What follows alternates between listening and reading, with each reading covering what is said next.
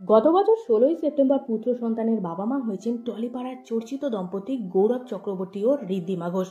পরিবারের নতুন সদস্য আসার পর থেকেই গৌরব ঋদ্ধিমার অনুরাগীরা ধীরের ছবি দেখতে ভীষণ উৎসাহী। এর আগেও প্রথম সন্তান ধীরের ছবি সোশ্যাল মিডিয়ায় পোস্ট করেছিলেন গৌরব ঋদ্ধিমা। তবে সেই ছবিগুলোতে তারা তাদের ছেলের মুখ দেখাননি।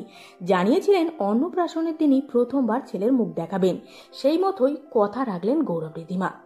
বাবা মায়ের কোলে চেপে সামনে এলেন ছোট্ট ধীরবাবু। এদিন তাদের পোশাকের থিম ছিল লাল সাদা।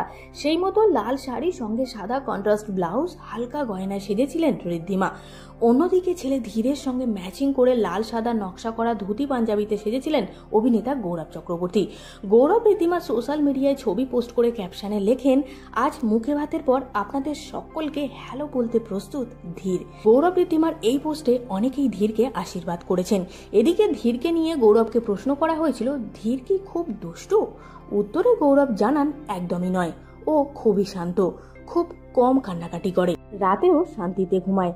আমি আর ঋদ্ধিমা ওকে নিয়ে একটা দারুণ সময়ের মধ্যে দিয়ে যাচ্ছি।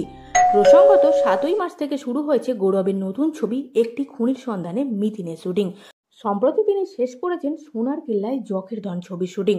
তবে নতুন মা ঋদ্ধিমা আপাতত মাতৃকালীন ছুটি কাটাচ্ছেন। ভিডিওটি ভালো লাগলে লাইক করতে ভুলবেন না। বিনোদন জগতের এরকমই নতুন নতুন আপডেট সবার আগে পেতে চ্যানেলটিকে সাবস্ক্রাইব করে সঙ্গে থাকুন।